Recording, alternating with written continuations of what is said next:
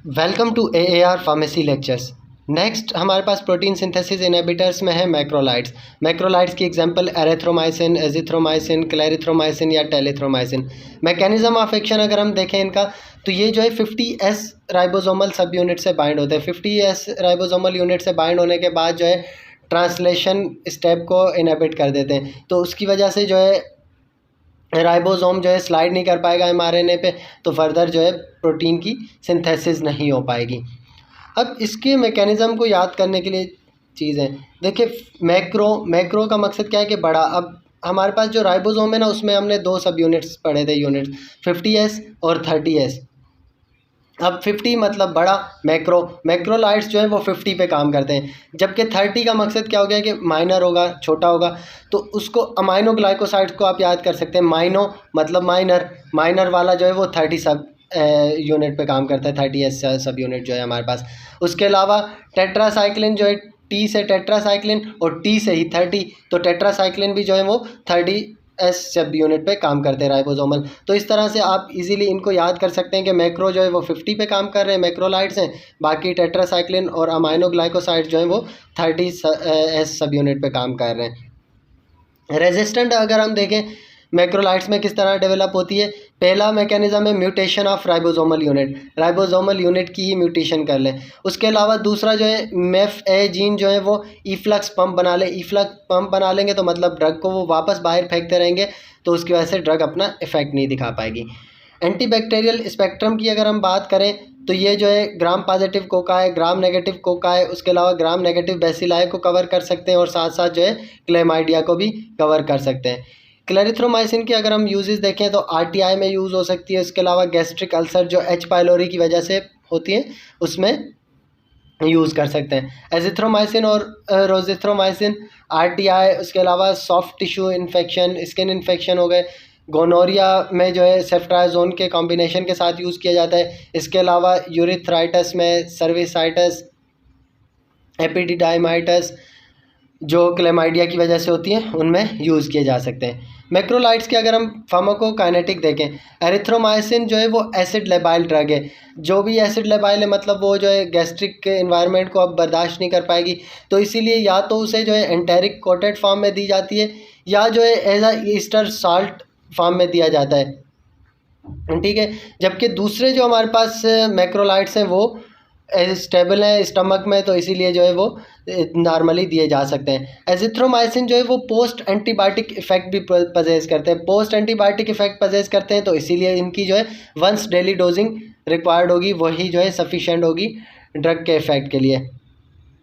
अब जितनी भी हमारे पास मैक्रोलाइड्स हैं वो बाइल के थ्रू सीक्रेट आउट होती हैं, सिवाय क्लेरिथ्रोमाइसिन के। क्लेरिथ्रोमाइसिन एक्सेप्शन है, जो एक्सक्रीट होती है यूरिन में और साथ साथ बाइल में, मतलब दोनों में के थ्रू जो है एक्सक्रीट आउट होती है, जबकि बाकी सारी की सारी जो मैक्रोलाइड्स हैं वो बाइल के थ्रू एक्सक्रीट आउट हो रही होती हैं। एरिथ्रोमाइसिन, क्लेरिथ्रोमाइसिन, टेलिथ्रोमाइसिन, ये सब की सब जो है साइटोक्रोम P450 एंजाइम को इनहिबिट करती हैं। इसीलिए ऐसी ड्रग्स जो इस एंजाइम के थ्रू मेटाबोलाइज होती होंगी, उनके मेटाबॉलिज्म को भी इनहिबिट कर देंगी, तो अल्टीमेटली जो है उन ड्रग्स की टॉक्सिसिटी काज करा सकती हैं। एरिथ्रोमाइसिन, क्लेरिथ्रोमाइसिन और टेलिथ्रोमाइसिन जो है वो ऐसी बैक्टीरिया को इनहिबिट कर देती हैं जो डिजॉक्सिन को इनएक्टिव कर रही होती हैं जीआई के अंदर, ठीक है। नॉर्मल फ्लोरा हमारा जीआई में, वहाँ पे वो डिजॉक्सिन को इनएक्टिव कर रहे होते हैं बैक्टीरिया।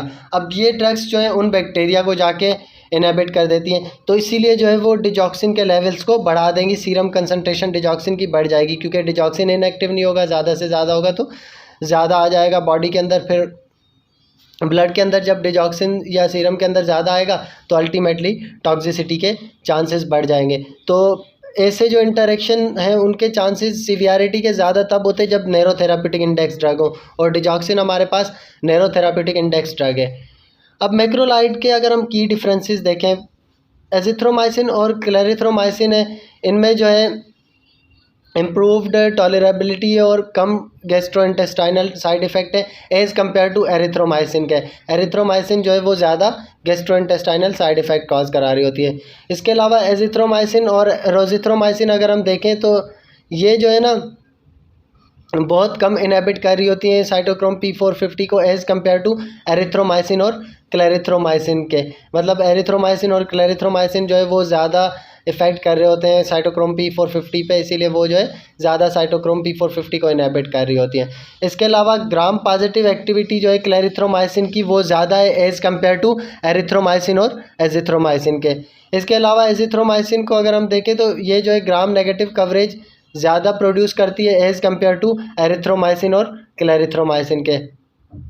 इसके अलावा एजिथ्रोमाइसिन की जो है क्लेमाइडिया के अगेंस्ट एक्टिविटी ज़्यादा है as compare to clarithromycin.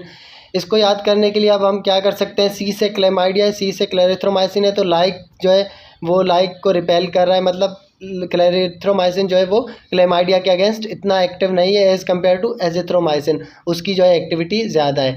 Doses अगर हम देखें, एजिथ्रोमाइसिन RTI के लिए 500 mg डे 1 पे दिया जाता है, उसके बाद जो है 250 mg every 24 hourly for 4 days, या जो है 500 mg every 24 hourly for 3 days दी जाती है। एजोमैक्स हमारे पास ब्रांड है, या जेट्रो, जो भी एजिथ्रोमाइसिन के ब्रांड्स हैं। इसके अलावा एपिडिडाइमाइटिस के लिए अगर हम देखें, या स्किन टिश्यू इन्फेक्शंस के लिए 500 mg every 24 hourly for 14 days दी जाती है। क्लेरिथ्रोमाइसिन RTI के लिए 500 mg every 12 hourly for 5 days, जबकि H. पाइलोरी के लिए clarithromycin 500 mg every 12 hourly for 14 days. इसका जो है क्लैरिसेड या क्लैरिटेक जो भी हमारे पास ब्रांड मौजूद हो। उसके अलावा नेक्स्ट ड्रग क्लास है हमारे पास क्लोरमफेनिकोल।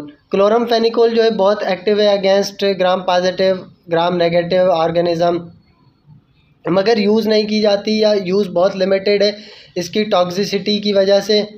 इसीलिए सिर्फ जो लाइफ थ्रेटनिंग इन्फेक्शंस हैं जैसे बैक्टीरियमिया या मेनिंजाइटिस वगैरह जो H इन्फ्लुएंजा की वजह से होती हैं, उनमें जो है इसको यूज़ किया जाता है, क्योंकि ये जो है haemolytic anaemia, grey baby syndrome और उसके अलावा ड्रग इंटरेक्शंस कॉज करा रही होती है ये ड्रग, तो इसीलिए जो है क्लोरमफेनिकोल इतनी कॉमनली यूज़ नहीं की जाती। इसके अलावा सुपर इन्फेक्शंस भी कॉज करा रही होती है, डायरिया जैसे क्लॉस्ट्रीडियम डिफिसिल की ओवरग्रोथ की वजह से, या जो है कैंडिडियासिस कॉज करा रही होती है, तो इसलिए भी जो है यूज़ नहीं की जाती इतनी कॉमनली। ये जो है साइटोक्रोम P450 एंजाइम को इनहिबिट करती है, इसीलिए जो है ऐसी ड्रग्स जैसे वारफेरिन है, फेनिटॉइन है, टॉलब्यूटामाइड है या क्लोरप्रोपामाइड है, जो इस एंजाइम के थ्रू मेटाबोलाइज होती हैं, उनके मेटाबॉलिज्म को इनहिबिट कर देती है। इसके अलावा ये जो है बैक्टीरियल कंजक्टिवाइटिस के लिए भी यूज़ की जाती है as a eye drop chloramphenicol. अब डोज अगर हम देखें, क्लोरमफेनिकोल का एडल्ट डोज 50 mg पर kg पर डे इन 4 डिवाइडेड डोजेस दिया जाता है। इसके अलावा नेक्स्ट हमारे पास है लिंकोसामाइड एंटीबायोटिक्स। लिंकोसामाइड में फर्स्ट हमारे पास है क्लिंडामाइसिन। क्लिंडामाइसिन का मैकेनिज्म ऑफ एक्शन अगर हम देखें तो सिमिलर है मैक्रोलाइड्स की तरह, मतलब ये भी जो है 50S राइबोसोमल यूनिट पे बाइंड होंगे और उनको इनहिबिट करके अल्टीमेटली जो है प्रोटीन सिंथेसिस रोक देंगे। एंटी माइक्रोबियल स्पेक्ट्रम अगर हम देखें तो इसका जो है स्पेक्ट्रम एक्सटेंडेड स्पेक्ट्रम है, gram positive cocci, neisseria, gonorrhoea, chlamydia, anaerobes, उसके अलावा गार्नीला, वेजिनैलिस, इन सब को कवर कर रही होती है। यूज़ किया जाता है treatment of bacterial vaginosis, skin infection, bone infection, streptococcal pneumonia, उसके अलावा एब्डोमिन और पेल्विक इन्फेक्शंस में भी यूज़ किया जाता है।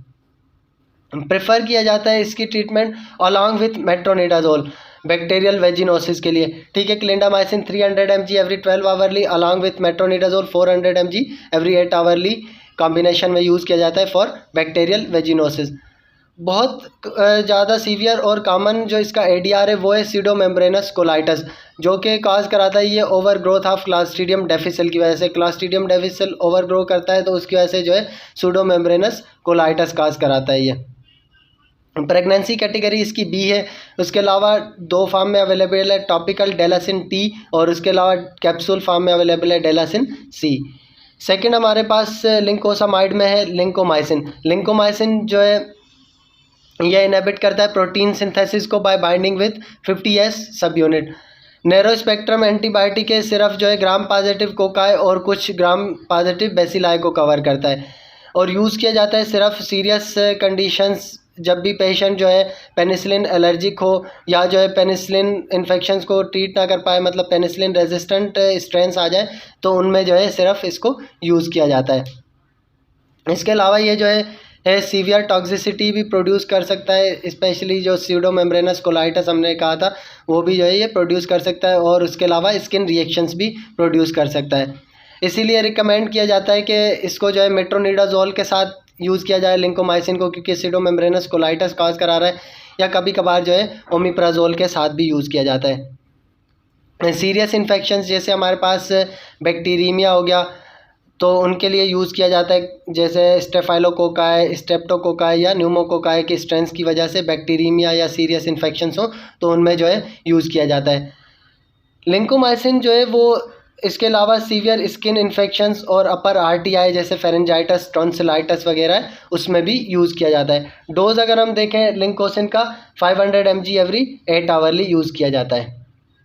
इसके अलावा स्ट्रेप्टोग्रामिन्स, क्यूनोप्रिस्टिन या डेल्फोप्रिस्टिन नेक्स्ट जो हमारे पास ड्रग्स हैं, क्यूनोप्रिस्टिन और डेल्फोप्रिस्टिन जो है वो एडमिनिस्टर एक साथ की जाती हैं साइनर्जिस्टिक इफ़ेक्ट के लिए, ठीक है। ये जो है इनहिबिट करती हैं प्रोटीन सिंथेसिस, बाइंड होती हैं 50S सब यूनिट के साथ, उसके थ्रू जो है प्रोटीन सिंथेसिस को इनहिबिट कर देती हैं।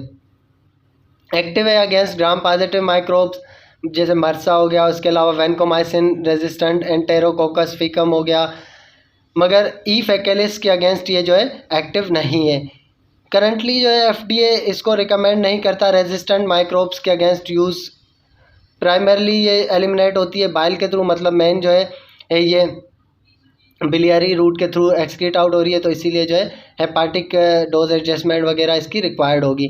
डोज अगर हम देखें तो 1000 mg एवरी 8 आवर्ली यूज़ की जाती है IV।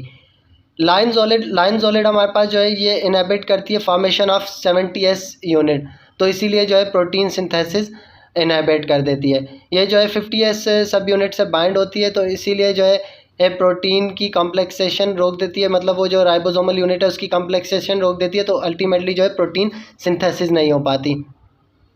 इसको रिजर्व किया गया है सीवियर या रेजिस्टेंट जो इन्फेक्शंस है उनमें यूज़ के लिए, जैसे मर्सी हो गई, वर्सा, VRE हो गई, या जो है पेनिसिलिन रेजिस्टेंट स्ट्रेप्टोकोकाई वगैरह है उनमें जो है इसको यूज़ किया जाता है। डोज अगर हम देखें लाइनजोलेट का 600 mg एवरी 12 आवर्ली IV या ओरल यूज़ किया जाता है। ज़ाइवोक्स, लाइनोफायर या जो एकासिल जो भी हमारे पास लाइनजोलेट के ब्रांड है। बहुत शुक्रिया वीडियो लेक्चर्स को देखने का। फर्दर इंशाल्लाह हम जो है क्यूनोलोन एंड फ्लोरोक्यूनोलोन्स डिस्कस करेंगे।